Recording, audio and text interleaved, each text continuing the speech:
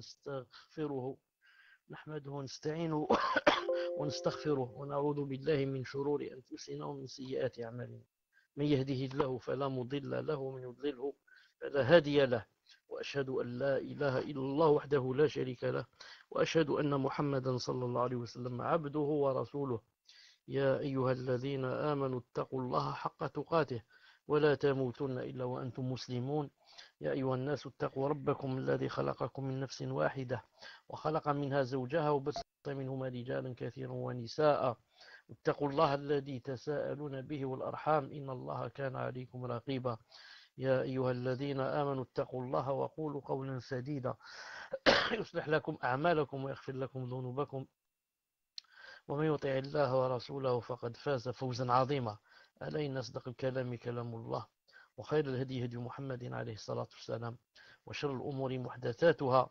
وكل محدثة بدعة وكل بدعة ضلالة وكل ضلالة في النار حياكم الله تعالى en cette soirée du mercredi 6 Jumada الثاني 1437 de l'Hégire correspondant au 16 mars 2016 donc aujourd'hui c'est les trois fondements, c'est le 24e cours bi'idhnillahi ta'ala.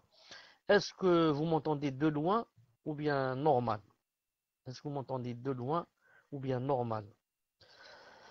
C'est bien, alhamdoulilah.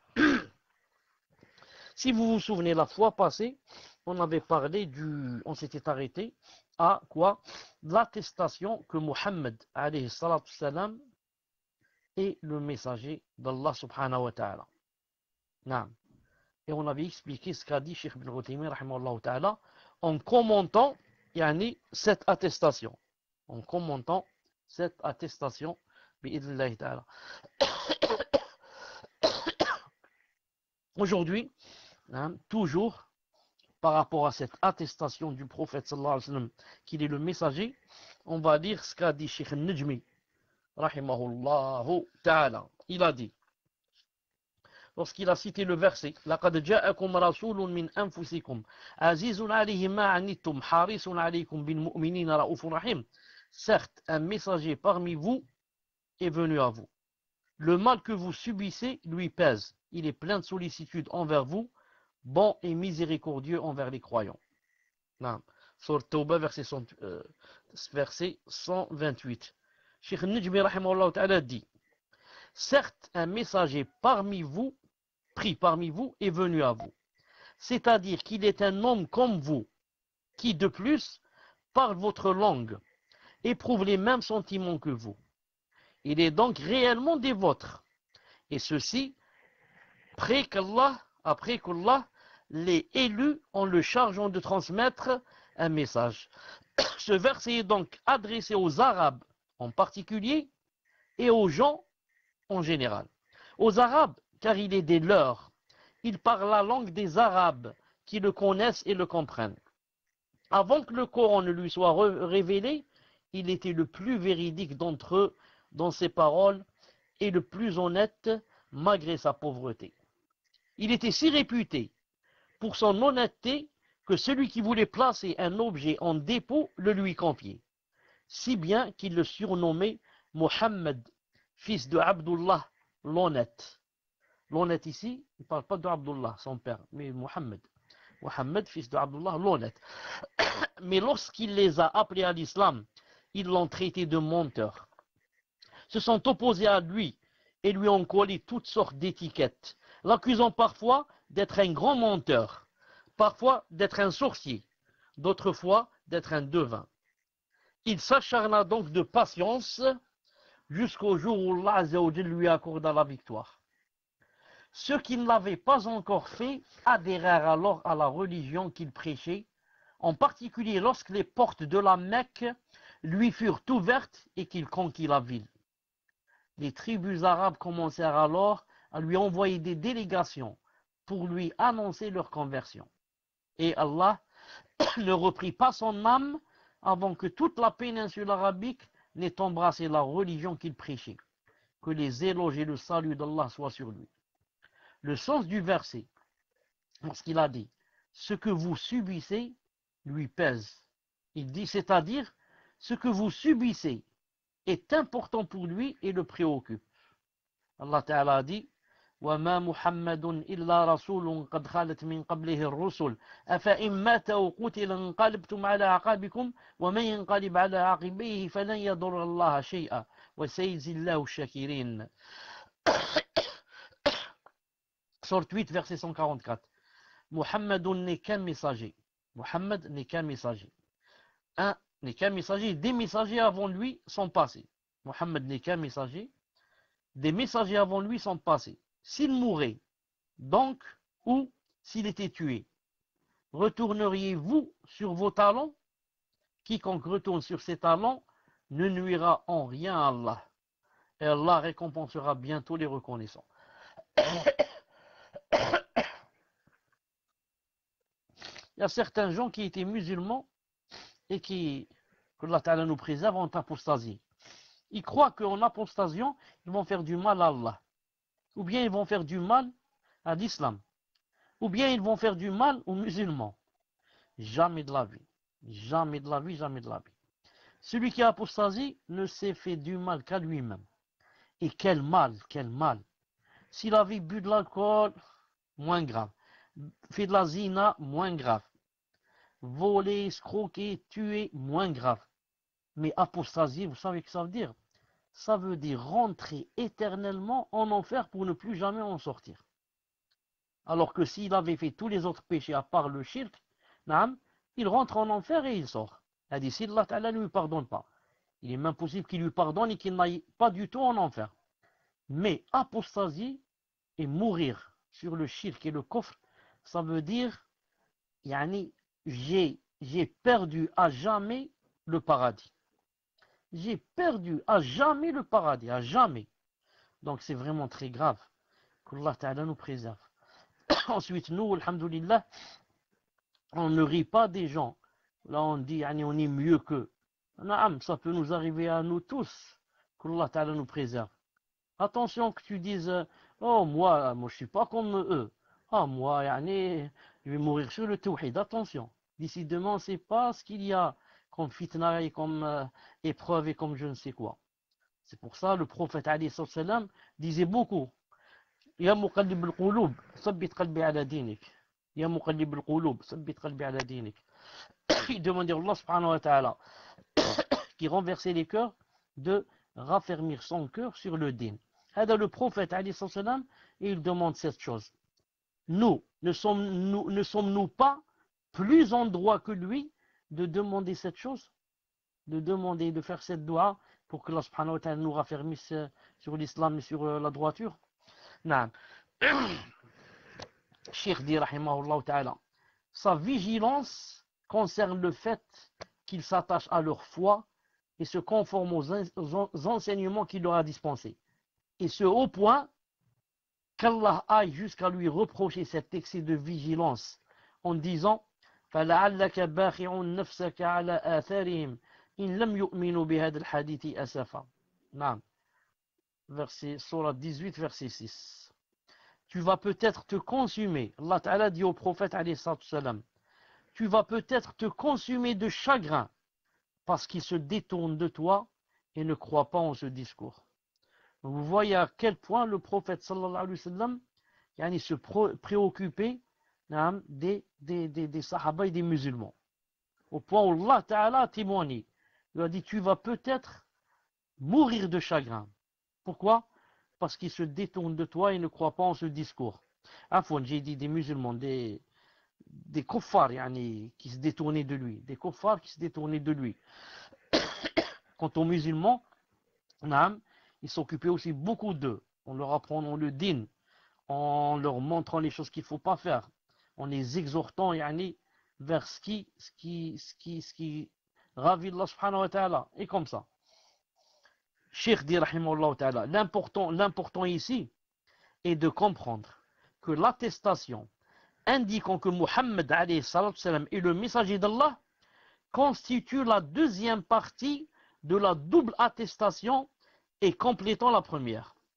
Aussi, l'attestation qu'il n'y a de divinité en droit d'être adoré qu'Allah atteste de son unicité en tant que créateur de cet univers, de sa gestion et du fait qu'il est celui qui accorde la subsistance. Par conséquent, il est obligatoire de l'unifier en le divinisant lui seul.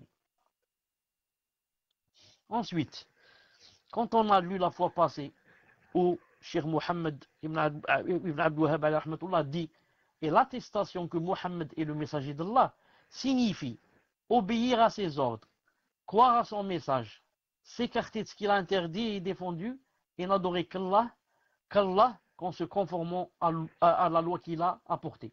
Il dit ici, attester que Mohammed est le messager d'Allah signifie témoigner qu'il est un messager envoyé par Allah et chargé de transmettre une loi. Sa communauté, pour sa part, est tenue de croire en son message et qu'il n'a prescrit, yani shara'a, que ce qu'Allah Ta'ala lui a donné de prescrire, qu'il n'a transmis que ce qu'Allah Ta'ala lui a ordonné de transmettre. En conséquence, il est obligatoire d'obéir à ses ordres et de s'écarter de ce qu'il a interdit. En outre, aucun acte d'adoration n'est accepté s'il n'est pas conforme à la loi qu'il a apportée. En effet, ces deux attestations, qui sont les deux principaux piliers de l'islam, sont les deux conditions de validité d'un acte. Aucun acte d'adoration donc n'est accepté sans la croyance que Muhammad alayhi salam est un messager et qu'il est donc obligatoire de suivre sa voie et de lui obéir. Allah Ta'ala dit وَمَا أَرْسَلْنَا مِن رَسُولٍ إِلَّا لِيُطَاعَ بِإِذْنِ اللَّهِ. Et nous n'avons envoyé de messagers que pour qu'ils soient obéis par la permission d'Allah. Sourate An-Nisa, verset 64. طيب. Lorsqu'on a dit, ou lorsque Cheikh Mohammed bin Abd Wahhab rahimahullah ta'ala a dit, parce qu'il a dit l'attestation de Mohammed sallallahu alayhi wa sallam implique 1. Lui obéir dans ce qu'il ordonne. 2. Croire fermement à ce dont il informe. 3. S'écarter de ce qu'il a interdit et ce contre quoi il a mis en garde. 4. Et de n'adorer Allah que parce qu'il a livré. Cheikh Baz, rahimahullah ta'ala, commente cela et dit cette attestation que Mohammed alayhi salam et son messager exige 4 devoirs de la part du serviteur qui la prononce. Le premier, l'obéir dans ce qu'il ordonne. Par exemple, le fait d'accomplir la prière, de s'acquitter de la zakat. J'ajoute, de jeûner le mois de Ramadan, d'aller au Hajj si on a les moyens. Le deuxième devoir, croire fermement à ce dont il informe. Croire fermement à ce dont il informe. Il dit, par exemple, croire en la vie de l'au-delà, croire au paradis, croire à l'enfer. J'ajoute, croire aux anges, croire au bassin, croire à la balance, croire à la passerelle, le pont, et comme ça. Troisième, lorsqu'il a dit, s'écarter de ce qu'il a interdit et de ce dont il a mis en garde. Cheikh Ben Baz, rahimahullah ta'ala, dit, par exemple, la fornication, les intérêts ou tout autre acte interdit par Allah et son messager. Donc, s'écarter de ce qu'il a interdit et de ce dont il a mis en garde. Par exemple, la fornication, les intérêts, l'usure, etc. ou tout autre acte interdit par Allah et son messager. Le quatrième, n'adorer Allah que parce qu'il a légiféré. Le cheikh dit, ce qui implique de ne pas inventer dans la religion ce qu'Allah n'a pas légiféré. En raison de la parole du prophète sallallahu alayhi wa sallam, من عمل عملا ليس عليه أمرنا فهو رد وفي رواية من أحدث في أمرنا ما ليس منه فهو رد. Quiconque effectue un acte sans notre commandement, ceci est rejeté, rapporté par Muslim. Et dans une autre narration, quiconque invente dans notre religion ce qui n'en fait pas partie, celui-là sera rejeté, rapporté par Al-Bukhari et Muslim.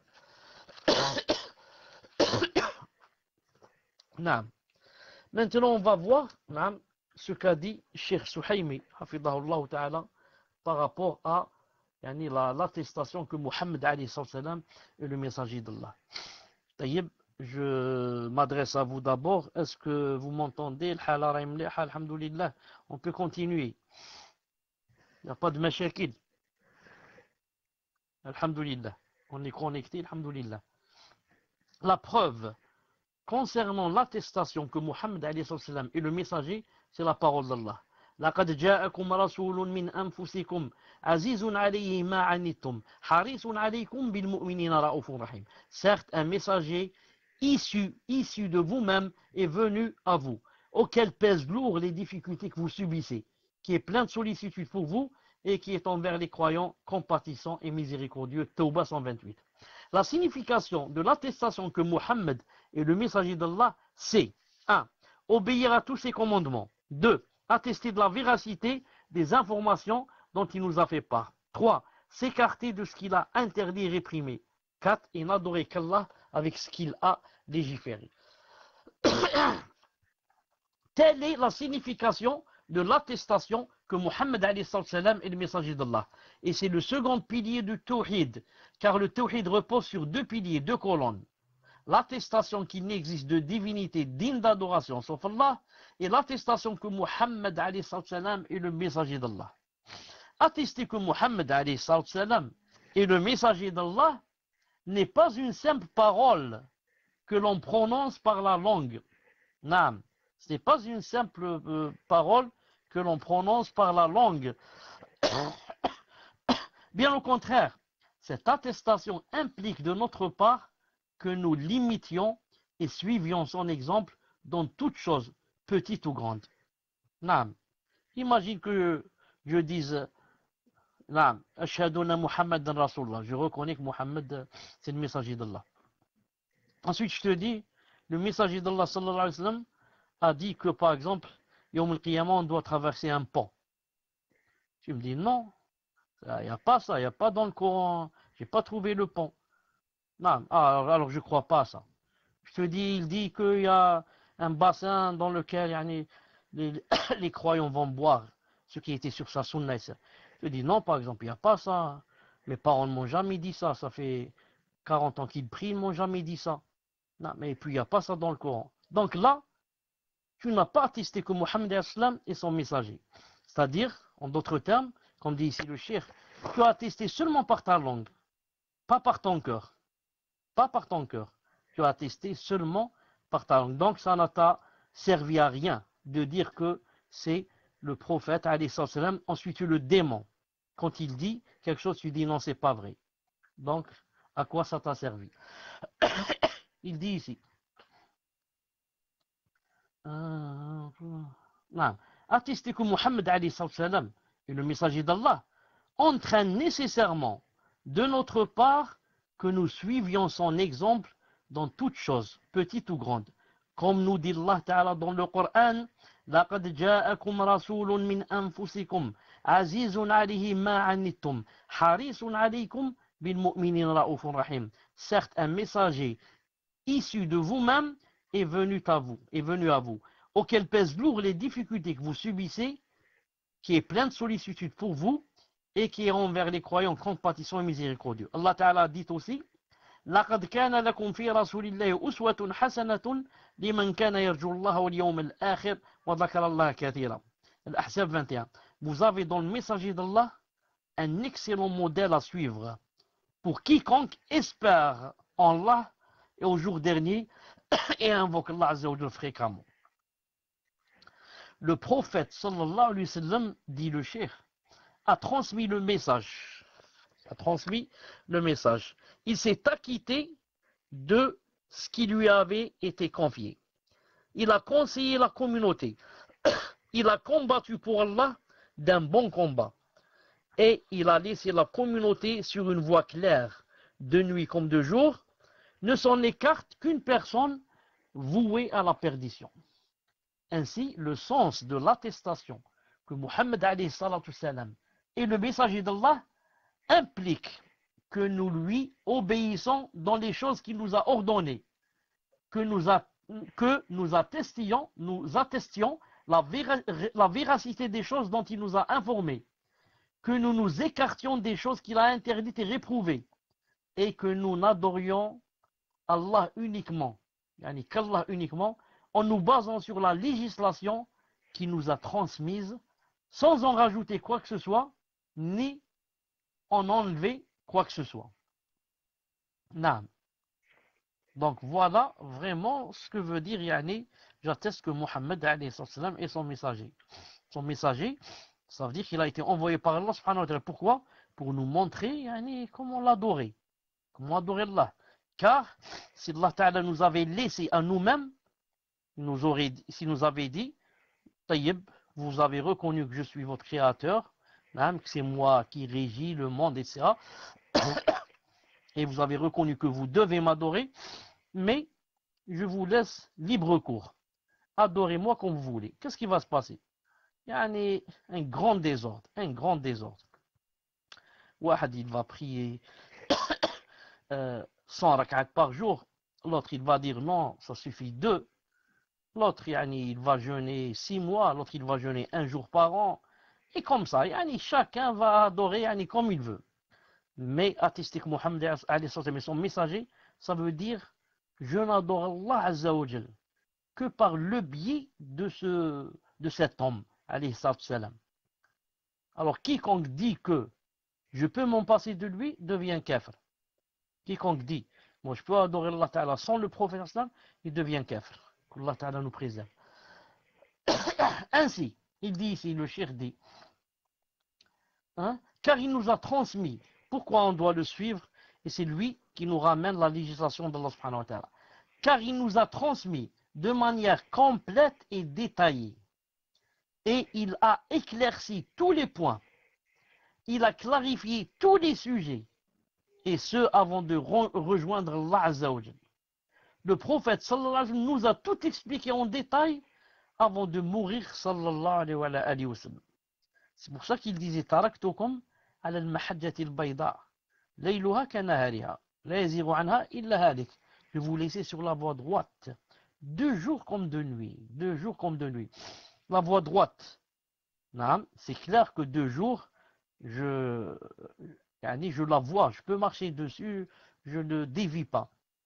Quelqu'un va trouver des excuses la nuit. Il dit la nuit, il me faut la lumière. Je ne peux pas voir si je suis sur la voie droite, sur le chemin, et que je n'ai pas dévié, je ne suis pas tombé dans un ravin, si je suis dans une voiture, ni dans la mer. Non. Ça, c'est par rapport à la dunya, ou une route, ou un chemin qu'on emprunte. Mais par rapport au din, non. Personne n'a d'excuse. Le prophète islam nous a laissé sur la voie droite 2 jours comme de nuit. C'est-à-dire, il n'y a pas un moment où quelqu'un peut trouver une excuse et dire moi ici je ne sais pas. Il n'y a pas d'issue. Je suis coincé, il n'y a pas d'issue. Il n'y a pas d'issue. Il n'y a pas d'issue dans ta tête. Il n'y a pas d'issue dans ton fiqh. Il n'y a pas d'issue dans tes connaissances faibles. Il n'y a pas d'issue d'après ce que tu as appris. Mais c'est pas, il n'y a pas d'issue dans la religion, ma'azallah. Il n'y a pas une chose qui n'a pas de solution dans la religion. C'est pour ça Allah Ta'ala dit فَاسْأَلُوا أَهْلَ الذِّكْرِ إِن كُنْتُمْ لَا تَعْلَمُونَ. Demandez aux gens du rappel si vous ne savez pas. Si vous ne savez pas. Al-Muhim.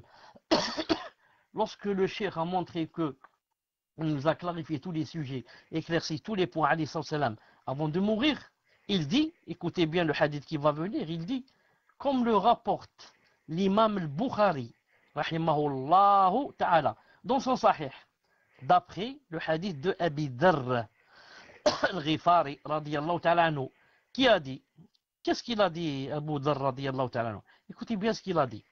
Le messager d'Allah, sallallahu alayhi wa sallam, ne quitta pas ce monde sans qu'il ne nous ait appris un enseignement à retirer.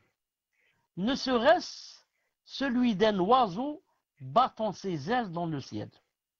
Le prophète, donc, regardez, c'est un sahabi qui a vécu avec le prophète, alayhi salam. Il témoigne.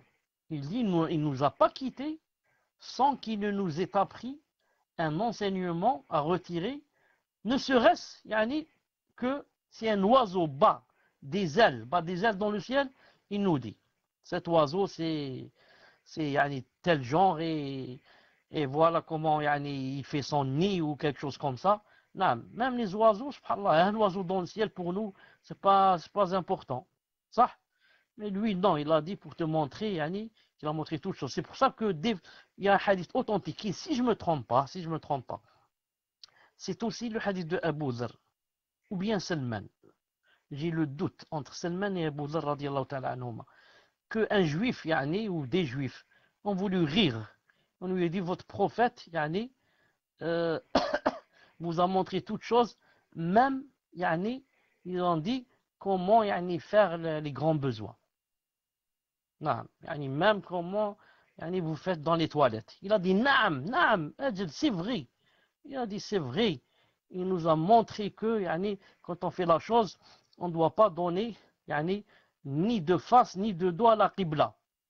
Naam. Et on ne doit pas essuyer, par exemple, avec les os. Naam, les os des bêtes, des animaux yani, qui se mangent, ni avec leurs excréments. Naam. Et on ne doit pas toucher nos parties intimes de la main droite. Donc, le juif croyait que l'autre, il allait avoir honte. Alors, regardez, vous, même yani, quand vous faites, pardon du mot, quand vous faites caca, yani, ça existe ça aussi dans votre din. C'est quoi ce din? Il a dit, oui, c'est vrai, naam, il y a ça, il y a. Naam, le professeur nous a dit ceci, cela. Donc, écoutez maintenant. Ainsi, celui qui nous a enseigné le meilleur des comportements à adopter quand on mange, quand on boit, quand on se met au lit. Non. Quand on mange, comment il faut manger? Pas avec la gauche. Non, il faut manger avec la droite. Il faut dire Bismillah. Il faut manger de ce qui est près de toi. Il ne faut pas manger quand c'est chaud et ça a de la vapeur. Non. Quand on boit, il a dit on boit avec la main droite. Non. On essaie de boire 8. 3 fois, on essaie de ne pas boire debout, si on peut. Non. Quand on se met au lit, qu'est-ce qu'on dit? L'adkar, l'ad'iya, et sorte sijda, et sorte le mulk, et tout l'adkar que vous connaissez, pour celui qui peut, bien sûr.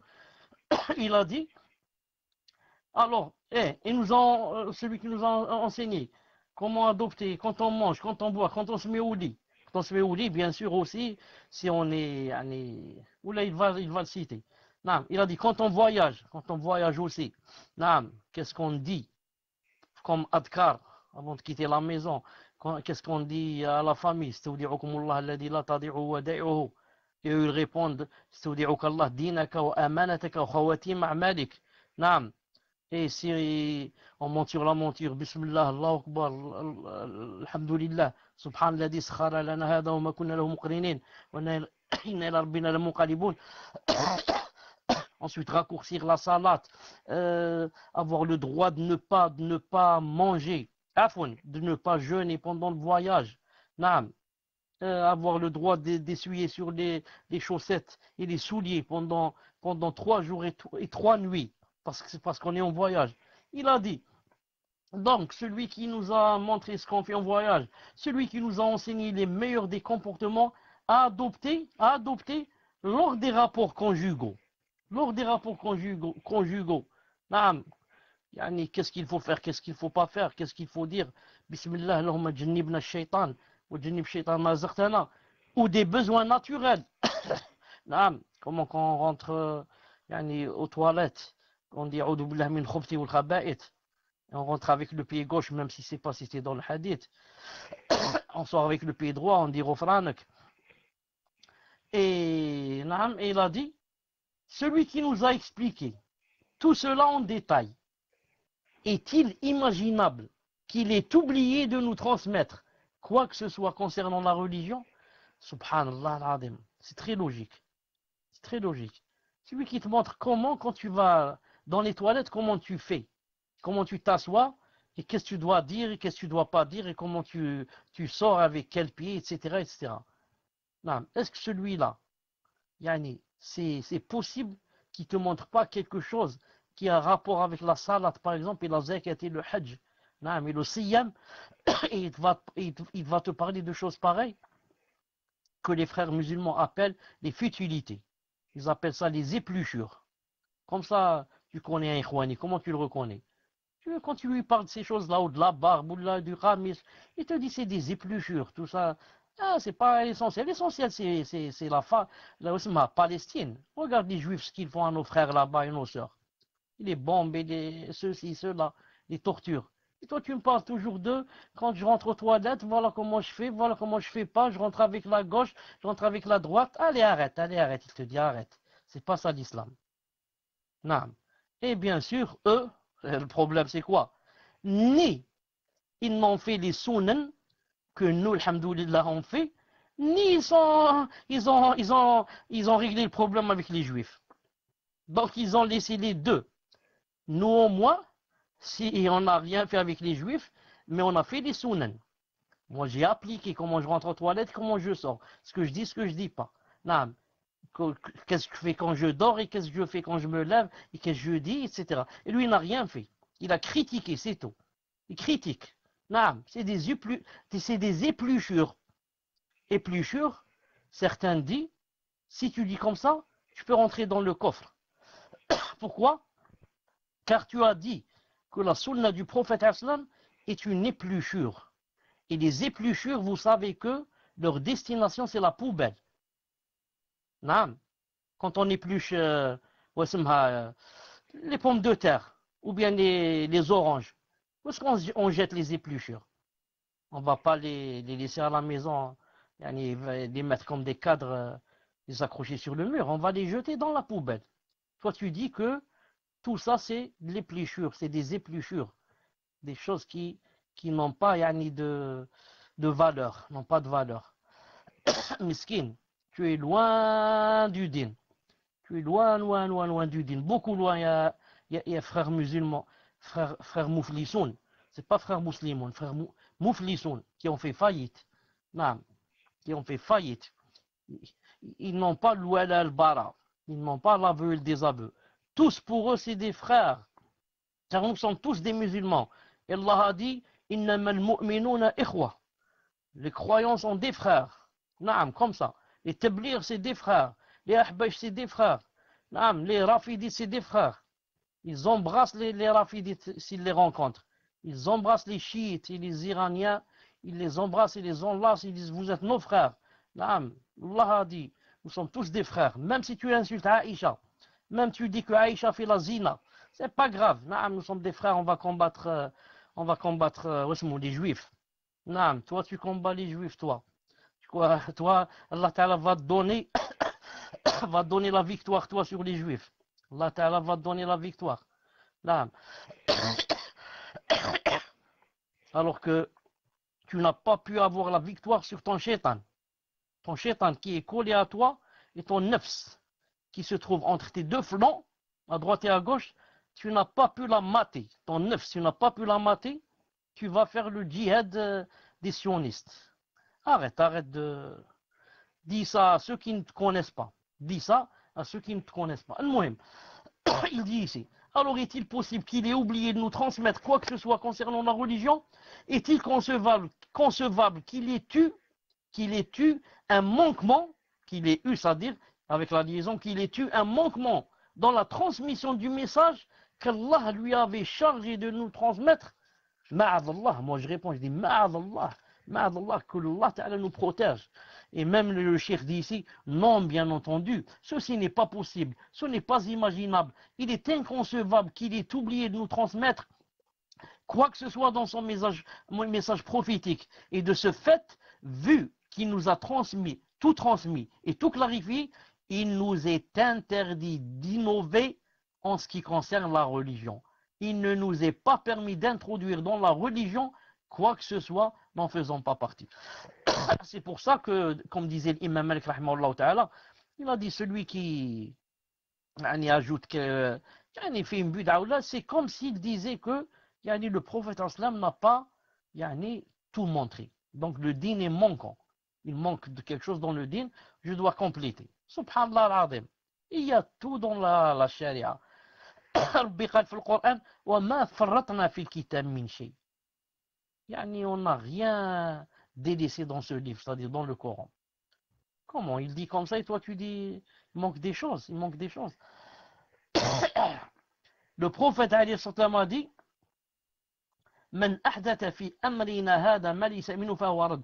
Quiconque introduira dans notre affaire la religion, c'est-à-dire ce qui n'en fait pas partie sera rejeté. On constate que les innovations religieuses se sont répandues et ont submergé la Ummah. Elles se sont généralisées dans les 4 coins du monde musulman et elles l'ont presque emporté sur les traditions prophétiques, sur les sunan.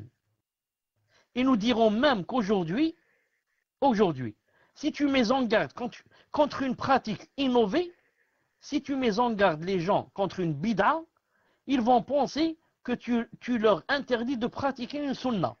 Subhanallah al-Azim. Et si tu les appelles à pratiquer telle ou telle sunna, ils vont penser que tu les appelles à pratiquer une innovation. Subhanallah al-Azim. Car comme on dit, l'homme est l'ennemi de ce qu'il ne connaît pas. Et c'est vrai, subhanallah al-Azim, ce qu'il dit. Les gens, il y en a beaucoup de gens, si tu les invites, ou là tu mets en garde contre une bid'a, ils vont penser que tu es en train de leur interdire une sunna. Tellement, pour eux, c'est devenu, tel bid'a est devenu sunna pour eux. Si tu leur dis, il ne faut pas faire ça, par exemple, il ne faut pas faire l'anniversaire du prophète, pour eux, c'est une sunna que tu leur interdis. Donc toi, tu es l'ennemi du prophète. Celui-là, c'est l'ennemi du prophète. Il nous dit, il ne faut pas faire ça. Ça, c'est sunna, il nous dit, il ne faut pas la faire. Il dit le contraire ici. Et si jamais tu les appelles à pratiquer telle ou telle sunna, ils vont penser que tu les appelles à pratiquer une innovation. Quelqu'un imagine que tu dises à, je ne sais pas, bon, je dis un vieux, c'est pas tous les vieux qui sont comme ça. Mais en général, c'est tout, en général, parce que tu lui dis par exemple, essuie sur les chaussettes. Quand tu fais les ablutions, essuie sur les chaussettes, bien sûr, avec les conditions. Il te dit, c'est quoi ça? C'est quoi ce din? C'est quoi ce din? Tu veux me pousser à faire des bid'a? C'est quoi ça? Ça n'existe pas dans le din. Non. Tu lui dis par exemple, puisqu'on est en voyage, nous sommes au Ramadan, puisqu'on est en voyage, moi j'ai faim, je vais manger à midi. Même si je mange en cachette, entre parenthèses. Pour pas faire croire aux gens que je ne jeûne pas. Tu te dis, tu es fou. C'est quoi ça? Ça, c'est bid'a. Tu manges. Tu manges alors que maintenant, le voyage, tu voyages en Mercedes. Tu voyages en Mercedes avec la clim allumée. La clim, il fait froid même. Naam. Ou alors tu voyages en avion avec l'hôtesse de l'air qui te sert. Naam. Et à tout, ensuite, tu me dis que, là, mon fils, non, mon fils. Ça, c'était autrefois, à dos de chameau et à dos d'âne. À dos de chameau et à dos d'âne, c'était vraiment difficile de traverser un long parcours. Alors Allah subhanahu wa ta'ala a eu la miséricorde de ses serviteurs et leur a dit, vous pouvez manger et rattraper, Inch'Allah ta'ala, quand vous revenez dans votre pays. Et maintenant, les temps ont changé, mon fils. Maintenant, tu pars avec la BM ou la Q8 ou la Q10 ou la je sais pas quoi, et tu dis, c'est pas vrai, ça marche pas.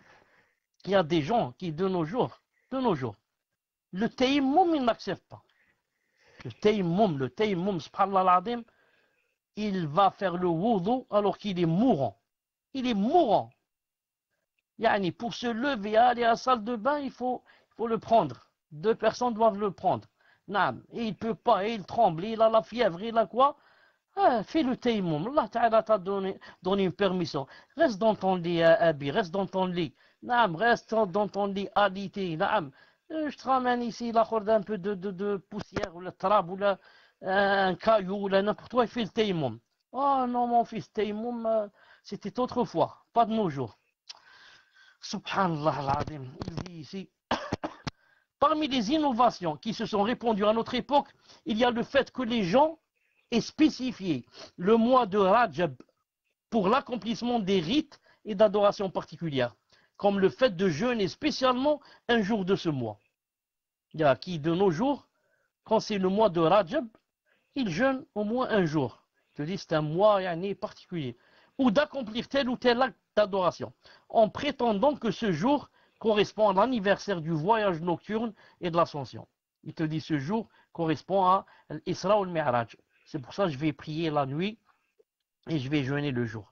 Comme certains, qui prient par exemple quand c'est la moitié de Sha'ban, le 15 de Sha'ban, te dit on prie. Je ne me rappelle plus si c'est Sha'ban ou la Ramadan. Quand c'est la moitié, ils disent que on passe la nuit à prier. On passe la nuit à prier. Qui t'a dit ça? Tu inventes ta tête. Sha'ban, Sha'ban, naam. Qui t'a dit ça? Qui t'a dit que le 15 Sha'ban, on doit jeûner le 15 Sha'ban ou là on doit prier la nuit du 15 Sha'ban? Qui t'a dit ça? Ah, donne-moi, tu fais un verset. Allez, donne un hadith authentique. Tu vois, il ne va pas trouver. Hein? Et donc, pourquoi tu dis que le prophète est le messager d'Allah alors que tu sais qu'il n'a pas légiféré cette adoration? Tu vois ici que tu contredis ta phrase. Tu dis, c'est le messager d'Allah, sallallahu alayhi wa sallam. Tu n'arrêtes pas de dire, sallallahu alayhi wa sallam, sallallahu alayhi wa sallam. Non. Mais pourquoi tu le contredis? Pourquoi tu ne suis pas sa voix? Si jeûner le 15 de Sha'ban ou bien prier la nuit, si c'était légiféré, tu crois que le prophète sallallahu alayhi wa sallam t'aurait parlé de comment faire dans les toilettes et t'aurait pas parlé de cette adoration? Tu imagines ça toi? C'est possible, Hadi? Le prophète sallam qui a été envoyé, yani rahma, miséricorde pour tous les mondes, pour l'univers. Qu'en est-il pour les musulmans? Qu'en est-il qu'il a été envoyé spécialement pour nous apprendre le din? Ensuite, il nous montre comment on fait dans les toilettes et il ne nous montre pas qu'il y a une nuit de Sha'ban qu'on doit prier la nuit. Ah, tu penses ça? Il dit ici. Cependant, le fait de spécifier ce jour en commémoration du voyage nocturne et de l'ascension ne repose sur aucune preuve issue du Coran ou de la Sunna. Bien sûr, le voyage nocturne et l'ascension du prophète sont authentiques. Et y croire est obligatoire. Aucun musulman n'éprouve le moindre doute à ce sujet. Nous dirons même plus. La foi en ces événements a été imposée par Allah lui-même, qui a dit dans le Coran, سبحان الذي أسرى بعبده ليلا من المسجد الحرام إلى المسجد الأقصى الذي باركنا حوله لنريه من آياتنا. Sourate Al-Isra, premier verset. Gloire et pureté à celui qui, de nuit, fit voyager son serviteur de la mosquée sacrée à la mosquée Al-Aqsa, dont nous avons béni l'alentour, afin de lui voir certaines de nos merveilles. Et vous avez remarqué avec moi qu'est-ce qu'il a dit? Subhanalladhi asra bi'abdihi, qui de nuit fit voyager son serviteur de la mosquée sacrée à la mosquée Al-Aqsa. Il fit voyager qui? Son serviteur. C'est qui son serviteur? Muhammad alayhi salam. Ça, c'est une réplique à quoi? C'est une réplique à quoi? Une réplique à quoi ou là à qui? À ceux qui disent que le prophète sallallahu alayhi wa sallam a fait l'ascension hadi, le voyage nocturne, il l'a fait en rêve. Il l'a fait en rêve. Il l'a fait en rêve. On lui dit non, tu contredis le verset. Lis bien le verset. Gloire et pureté à celui qui de nuit fit voyager son serviteur. Et s'il avait voyagé alayhi salam de rêve, ce n'est pas lui qui a voyagé. Alors son corps serait resté dans la maison et c'est seulement son âme qui aurait voyagé. Alors Allah Ta'ala aurait pu dire qui fit voyager l'âme de son serviteur. Mais ici il a dit, il fit voyager son serviteur. Ça veut dire Muhammad alayhi salam a fait l'ascension hadi, l'Isra ou le Mi'raj, les deux, il les a fait avec son corps et son âme. Son corps et son âme, comme c'est le madhab de Ahlus Sunnati wa al-Jama'a. Ainsi, Allah Azza wa Jalla fit voyager de lui le prophète sallallahu alayhi wa sallam en personne. Il le fit atteindre Jérusalem où il pria avec les prophètes. Et il fut leur imam. Puis, il fut élevé au-dessus du 7e ciel jusqu'à ce qu'il atteigne le lotus de la limite, Sidrat al-Muntaha. Et c'est un privilège qui n'a été donné à aucun envoyé avant lui. Et cela fait partie des choses qui le distinguent des autres prophètes. Et malgré tout cela, malgré le fait que le voyage nocturne et l'ascension ont été confirmés par le Coran et la Sunna, et donc qu'il est obligatoire d'y croire, malgré le fait que les 5 prières quotidiennes obligatoires ont été imposées et ordonnées lors de cet événement grandiose, malgré tout cela, il n'existe pas de preuve catégorique et tranchante prouvant que cet événement s'est produit lors du mois de Rajab. Et quand bien même il existerait une preuve formelle que cet événement grandiose s'est produit durant le mois de Rajab, nous est-il légiféré d'accomplir des adorations spécifiques en ce jour? La réponse est non, car toute adoration est conditionnée par une preuve. Il n'est pas permis d'accomplir en islam le moindre acte d'adoration s'il ne repose pas sur une preuve claire, issue du Coran et de la Sunna. Du Coran et de la Sunna. Concernant l'Isra ou le Mi'raj, c'est-à-dire l'ascension, et qu'est-ce qu'il y a avec l'ascension, comment on dit ça en français, c'est toujours l'Isra ou le Mi'raj, je crois que c'est le voyage. Reprenez-moi si je me trompe. Le voyage nocturne et l'ascension, je crois.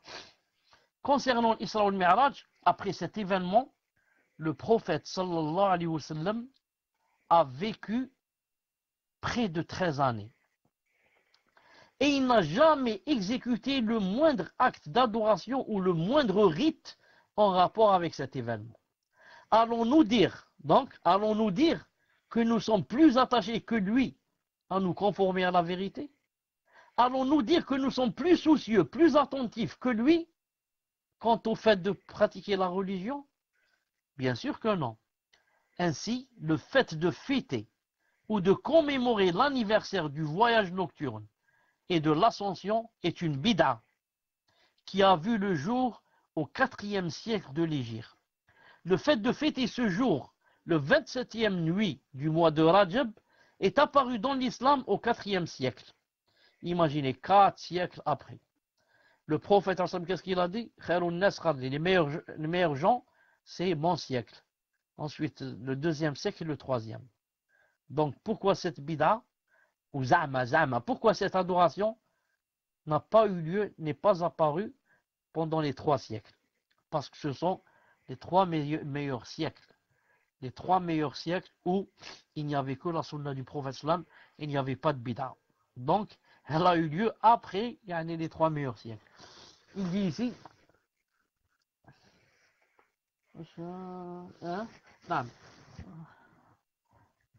il dit, le fait de fêter ce jour-là, le 27e nuit, la 27e nuit du mois de Rajab est apparue dans l'islam au IVe siècle. Quand a commencé le suivi aveugle des juifs et des chrétiens dans le fait d'instaurer des fêtes et des commémorations telles que le Mawlid al-Nabawi, l'anniversaire du prophète, qui a été prise des chrétiens qui font l'anniversaire de bien sûr de peut-être Jésus et d'eux-mêmes. Chaque fois qu'ils ont un enfant, c'est son anniversaire. Jusqu'à présent, vous trouvez un vieux de 80 ans, il dit aujourd'hui c'est mon anniversaire, joyeux anniversaire. Et ils vont fêter, ils vont boire, ils vont ceci, ils vont cela. Non. Donc ça, il n'y a pas chez nous en islam. Il y a chez qui? Chez les chrétiens et peut-être chez les juifs. Non, mais chez les chrétiens, c'est sûr. 25 décembre pour Noël, non. Et toutes ces fêtes de Jahiliya et toutes ces fêtes dignes de l'époque de l'ignorance au sujet desquelles Allah Azza wa Jal n'a jamais rien révélé. Toutes ces fêtes ne sont que des innovations religieuses, blâmables et rejetées. Et l'islam ne reconnaît que 3 fêtes. La fête de la rupture du jeûne, l'Eid al-Fitr, à la fin du mois de Ramadan, et l'Eid al-Adha, la fête du sacrifice, en souvenir du geste d'Ibrahim, et la fête hebdomadaire du vendredi. Et c'est le prophète aslam qui a dit que ce jour était une fête, c'est-à-dire le vendredi.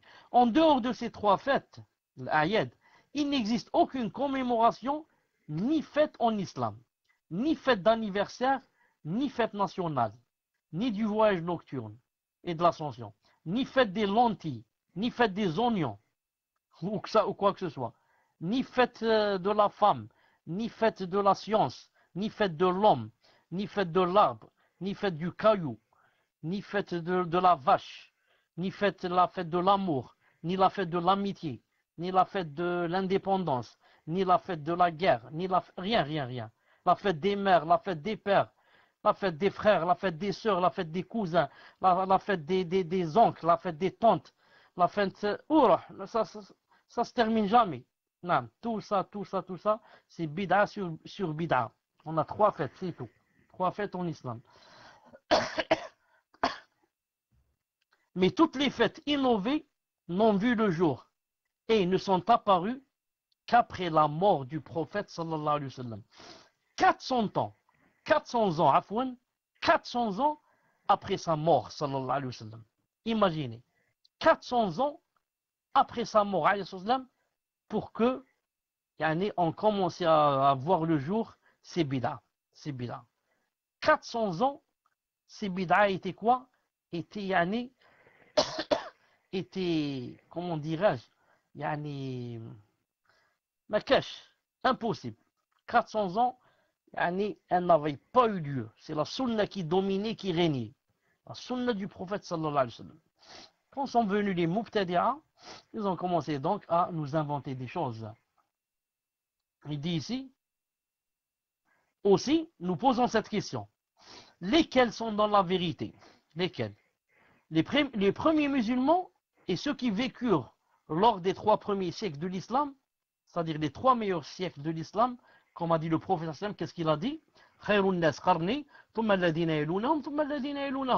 Les meilleurs parmi vous sont ceux de mon siècle, puis celui qui lui succède, ensuite celui du siècle d'après, rapporté par Bukhari et Muslim. Lesquels sont dans la vérité?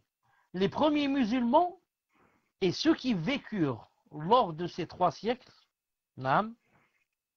ou bien les Fatimides, Al-Fatimiyoun, Al-Ubaydiyoun, qui s'affilient de manière mensongère à Fatima, radiyallahu ta'ala, la fille du prophète alayhi salam. Quand on dit quelqu'un, on dit c'est un Fatimite. Un Fatimide, ça veut dire Zama, il est de la descendance de Fatima. Zama, si on va monter, sa mère, ensuite sa grand-mère, son arrière-grand-mère, ensuite il va trouver que c'est Fatima, la fille du prophète. Zama. Alors c'est mensonge sur mensonge. Et il te dit, je suis un Fatimide. Comme maintenant, par exemple, les Rawafid, qu'est-ce qu'ils disent? En disant, on fait partie de la maison du prophète, alayhi salam. Hassan Nasr al-Lat, Hassan Nasr al-Shaytan, du Liban. Il va te dire, moi je fais partie du... Mohammed alayhi salam, c'est mon grand-père. Non, on va monter, on va trouver que ouais, c'est mon grand-père. Non, on fait partie de la maison du prophète sallallahu alayhi wa sallam. Quel mensonge, quel mensonge. Ahlul Bayt, naam. Ahlul Bayt. Ahlul Bayt, ils font comme ça. Hein? Ils disent que les Sahaba sont des kuffars. Ils disent que Aïcha fait la zina. C'est ça Ahlul Bayt. Qu'Allah Ta'ala vous punisse. Qu'Allah Ta'ala vous punisse. Qu'Allah Ta'ala vous punisse dans ce monde et dans l'au-delà. Il dit ici, lesquels sont dans la vérité? Naam. Les premiers musulmans et ceux qui vécurent les 3 premiers siècles, ou bien les Fatimides, Naam Fatimiyoun, Ubaydiyoun, qui s'affilient de manière mensongère à Fatima, qui vécurent au 4e siècle, lesquels sont les meilleurs? Lesquels sont les meilleurs? Lesquels sont les mieux guidés et sur la vérité? Les Fatimides ou bien Abu Bakr, Omar, Othman et Hadi.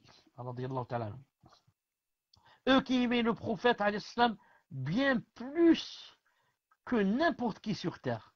Eux qui auraient offert leur vie, leur personne pour le prophète. Eux qui auraient préféré recevoir des flèches et des lances dans leur poitrine pure plutôt qu'elles n'effleurent le prophète. Et malgré tout cela, ils n'ont jamais fêté ces fêtes. Ils n'ont jamais célébré l'anniversaire du prophète sallallahu alayhi wa sallam. Allons-nous prétendre qu'ils n'aimaient pas le prophète alayhi wa sallam? Hasha lillah. Bien entendu que non. Aucun musulman n'oserait dire une telle parole. Certes, ils étaient ceux qui aimaient le prophète alayhi wa sallam plus que n'importe qui. Et leur amour, pour lui, leur a même fait perdre la raison. Leur grand amour pour lui leur a fait perdre la perception correcte des choses pendant quelques instants. Quand ils ont appris sa mort, sallallahu alayhi wa sallam, ainsi Omar radiyallahu ta'ala anhu a oublié des versets du Coran, tant son amour pour le prophète alayhi wa sallam était intense. À l'annonce de sa mort, il en a oublié des versets coraniques. Tant son amour pour lui était grand, et tant l'épreuve fut dure, le jour où la révélation cessa. D'ailleurs, c'est pour cela que le prophète alayhi wa sallam a dit, qu'est-ce qu'il a dit? Écoutez bien ce hadith authentique. Hein. Je l'ai lu plusieurs fois chez Cheikh Al-Albani. Il dit, si l'un d'entre vous est touché par un malheur, qu'il se souvienne ou qu'il se console en songeant au malheur de ma perte. Allahu Akbar. C'est une leçon pour nous. Si jamais il dit quelqu'un d'entre vous est touché par un malheur, alors qu'il se souvienne ou alors qu'il se console en pensant à quoi? Au malheur de la perte du prophète sallallahu alayhi wa sallam. Est-ce qu'il y a un malheur plus grand que celui-là? Non. Donc toi, si jamais tu perds ton mari, tu dis mon mari il est qui par rapport au prophète sallallahu alayhi wa sallam et il est mort.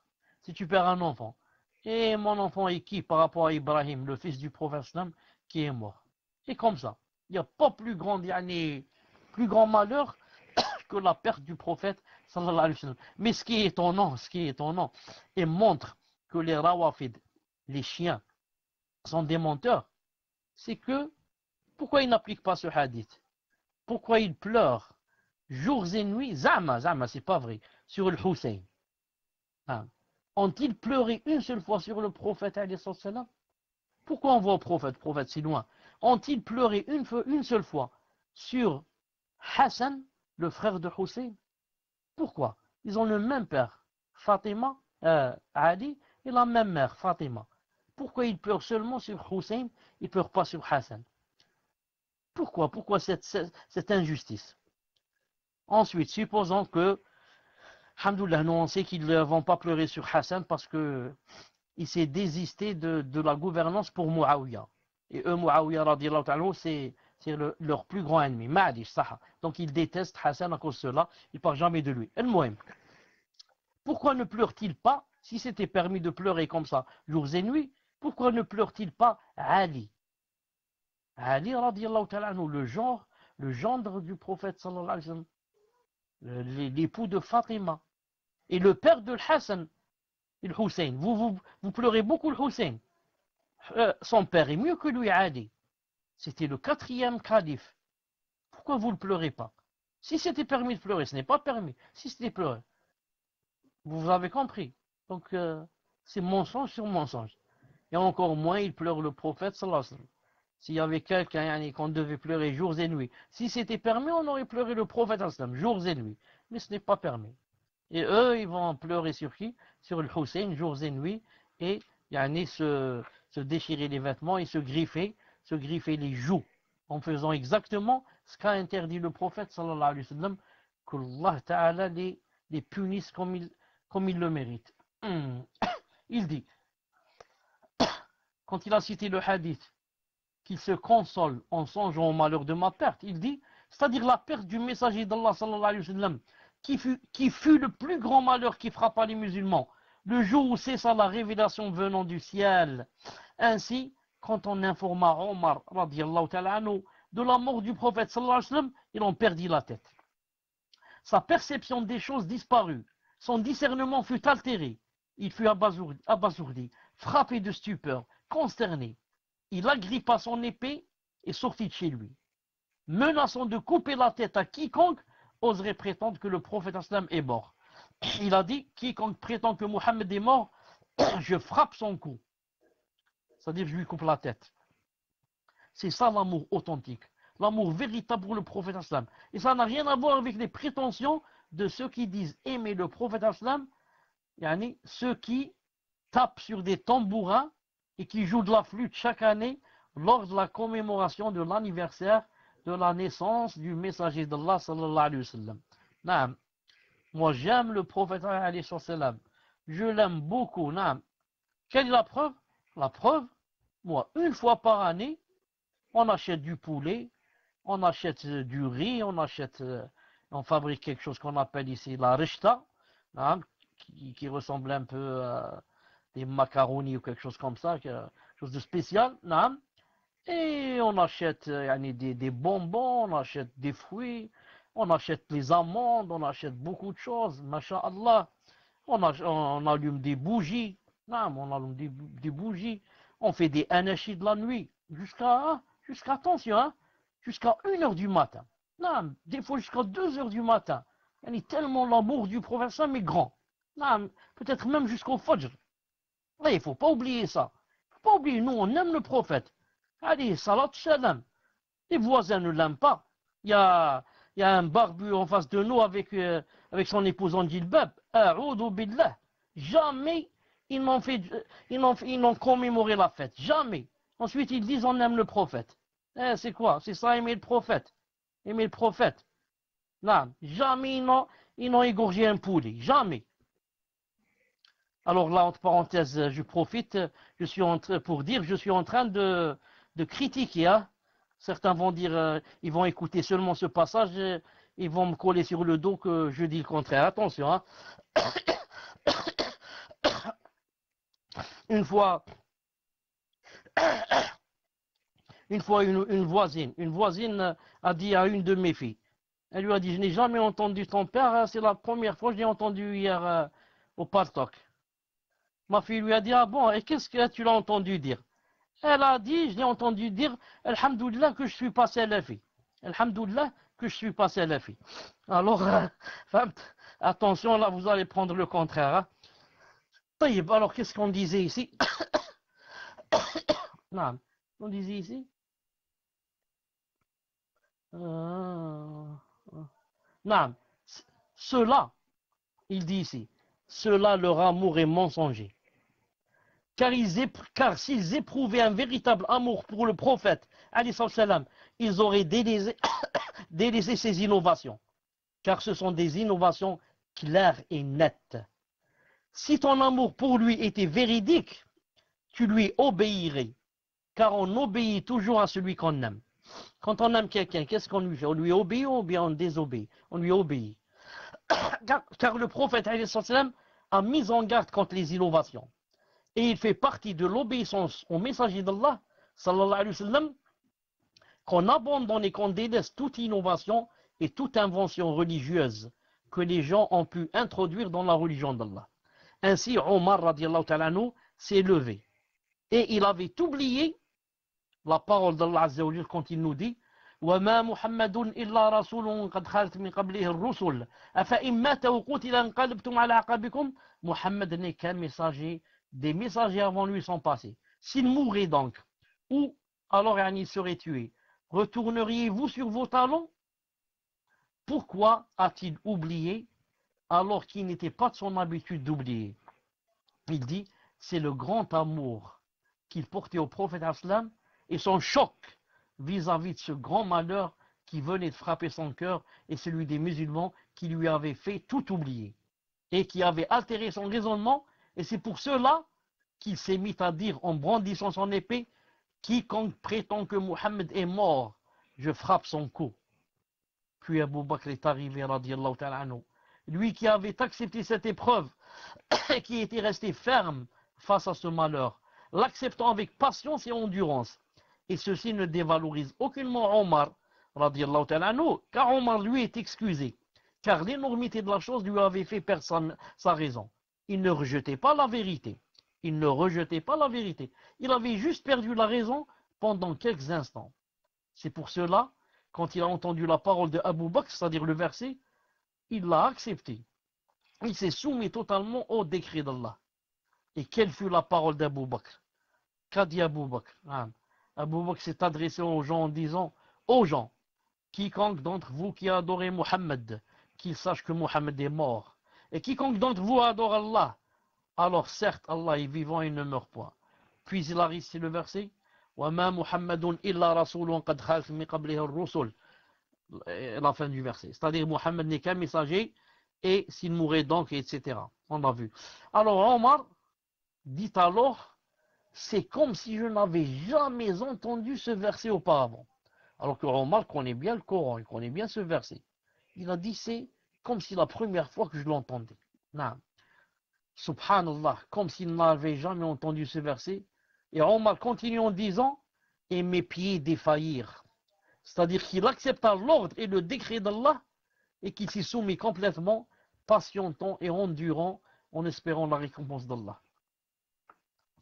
Puis les Sahaba enveloppèrent le messager d'Allah sallallahu alayhi wa sallam de son linceul, le portèrent et l'enterrèrent. Et telle est la tradition d'Allah Azza wa Jal envers ses créatures. Toute âme doit goûter la mort. Toute âme doit goûter à la mort. Et ce qui nous a amené à aborder ce sujet, c'est-à-dire la réaction de Omar lors de l'annonce de la mort du messager sallallahu alayhi wa sallam. Ce qui nous a amené à aborder ce point, c'est le sujet que nous traitions, à savoir le suivi de la sunna. Et concernant ces fêtes et ces cérémonies, en plus d'être innovées, inventées de toutes pièces, elles sont remplies de désobéissance à Allah. Tu trouves des gens qui ne prient pas, mais qui participent vivement à ces fêtes. Des gens qui se rasent la barbe et qui sont les premiers à participer à ces fêtes. D'autres qui boivent l'alcool, d'autres qui commettent la fornication, etc. Donc c'est très facile de prétendre que j'aime le prophète sallallahu alayhi wa sallam si c'est ça la preuve de son amour. Vous avez compris? Si la preuve de l'amour du prophète sallallahu alayhi wa sallam consiste à quoi? Consiste à se réunir une nuit pour manger, boire, faire des anachid, danser et s'amuser et bien se remplir le ventre. Donc quiconque ne peut pas faire ça. Tout le monde peut faire ça. Mais si par contre je te dis, si vraiment tu aimes le prophète sallallahu alayhi wa sallam, tu dois lui obéir dans toutes choses, autant que tu puisses, et t'éloigner de tout ce qu'il a interdit, et d'essayer de te comporter comme lui dans toutes choses. La façon de manger, de boire, de s'asseoir, de se lever, de se marier, de vendre, de parler, de se taire. Là il te dit, ça c'est difficile, ça c'est difficile. Il dit ici, et par Allah, ces festivités sont devenues dans certains pays musulmans des véritables foires à la perversité. On y trouve de tout, de l'alcool, la fornication, l'homosexualité, les rencontres galantes entre hommes et femmes. Par Allah, ces fêtes sont devenues des véritables lieux et occasions de rencontres entre hommes et femmes. Et j'ai interrogé certaines personnes qui y ont participé et j'ai même eu l'occasion d'être témoin de certaines de ces cérémonies dans certains pays musulmans. Les gens sont collés les uns aux autres. Il y a des bousculades. Les hommes sont agglutinés aux femmes, plongés dans la mixité. On y entend des cris stridents, des youyous, de la musique, des gens qui jouent du tambourin, de la flûte et d'autres instruments. On y trouve de tout. C'est une prairie féconde aux agissements de Shaitan et de son armée. Ainsi, ce qui est demandé, c'est le suivi et non les sentiments et l'affectivité. Il ne s'agit pas de suivre aveuglément la pratique, les traditions des pères et des grands-pères. Celui qu'on doit suivre, c'est le messager sallallahu alayhi wa sallam. Et le témoignage, l'attestation que Muhammad alayhi wa sallam est le messager d'Allah signifie et implique qu'on le suive dans toute chose et qu'on imite son comportement dans toute affaire, grande ou petite, qu'on mette en application tous ses ordres et qu'on délaisse toute chose qu'il a interdite. Ainsi, la foi dans le voyage nocturne et l'ascension, Isra al-Mi'raj, est obligatoire. Par contre, le fait de prétendre que cet événement s'est produit le 27 du mois de Rajab, ceci est un mensonge, car il existe beaucoup de versions qui disent que cet événement s'est produit au mois de Rajab, pas le 27. D'autres au mois de Sha'ban, d'autres ont dit au mois de Ramadan, d'autres ont dit ça s'est produit au mois de Shawwal, d'autres ont dit au mois de Dhul Hijjah. Wallahu a'lam. En réalité, la date précise ne nous intéresse pas et nous ne devons pas nous préoccuper de cela. Ce qui nous intéresse, c'est d'y croire, d'avoir réellement foi en cet événement. Tout comme par exemple, Sourate al-Fatiha, qui est la plus grandiose des sourates du Coran, la plus grandiose des révélations qu'Allah Azza wa Jal a faites à son messager. Lors de la révélation de cette sourate, une porte dédiée s'est ouverte dans le ciel et un ange est apparu pour la révélation de cette sourate, ainsi que les deux derniers versets de la sourate al-Baqarah, comme cela a été rapporté dans un hadith authentique.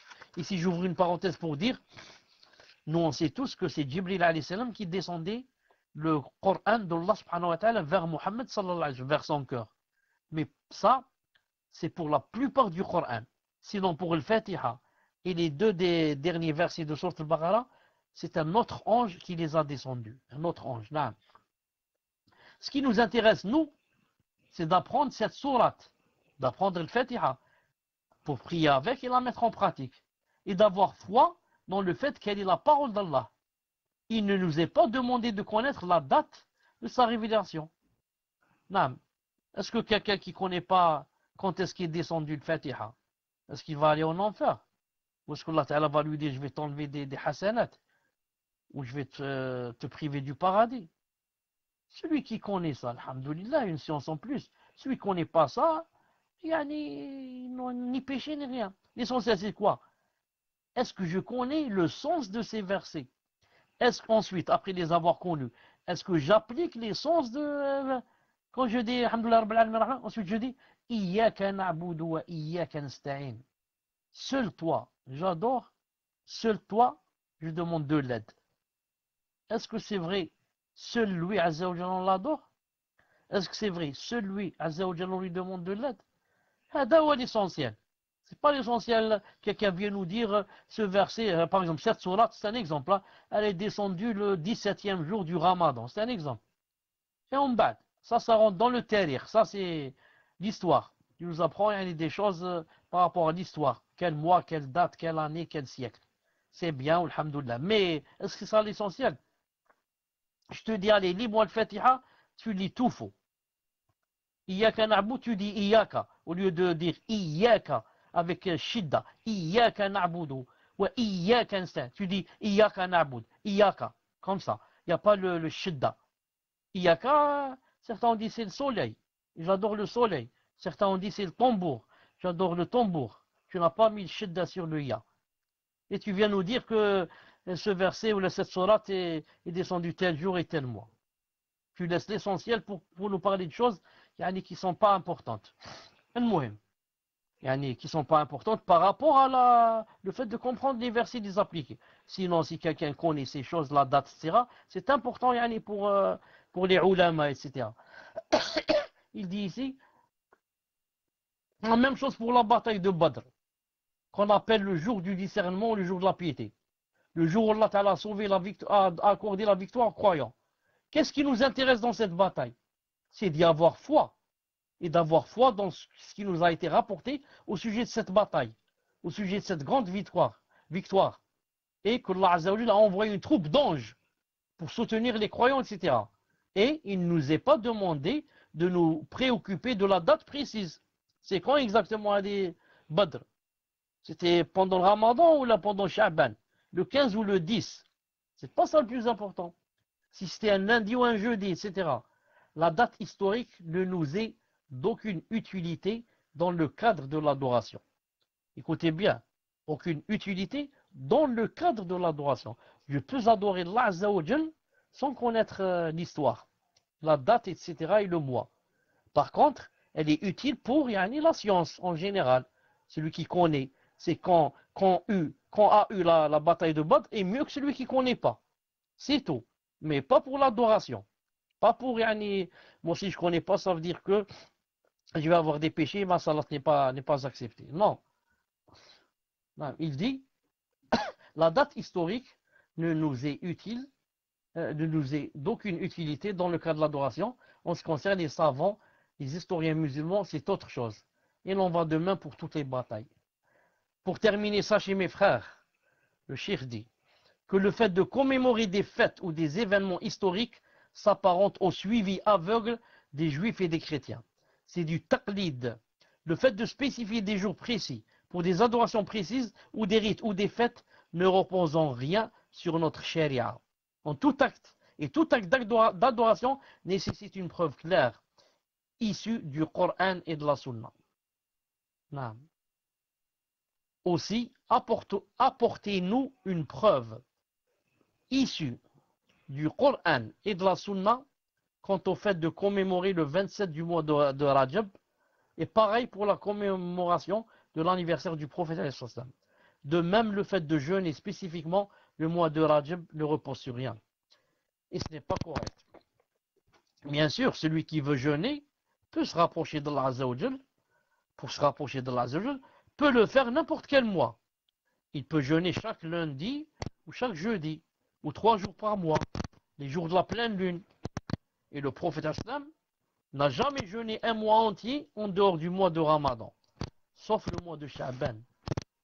Et il n'a jamais jeûné entièrement. Non. Voilà, Inch'Allah Ta'ala, pour le cours d'aujourd'hui. Subhanakallahumma wa bihamdik. Et avant cela, qu'Allah subhanahu wa ta'ala nous aide et raffermisse nos cœurs sur le suivi de la sunna du prophète sallallahu alayhi wa sallam et de bien comprendre qu'est-ce que ça veut dire. Qu'est-ce que ça veut dire? J'atteste que Mohammed est son messager. Et que ce n'est pas une parole qu'on dit comme ça qui part dans le vent, mais qui a des implications, dans notre vie quotidienne bi'idhnillahi ta'ala. Subhanakallahumma bihamdik, ashhadu an la ilaha illa ant, astaghfiruka wa atubu ilayk. Assalamu alaykum wa rahmatullahi wa barakatuh. Quand vous avez terminé, vous êtes prêts pour les questions, vous m'avertissez, Inch'Allah ta'ala.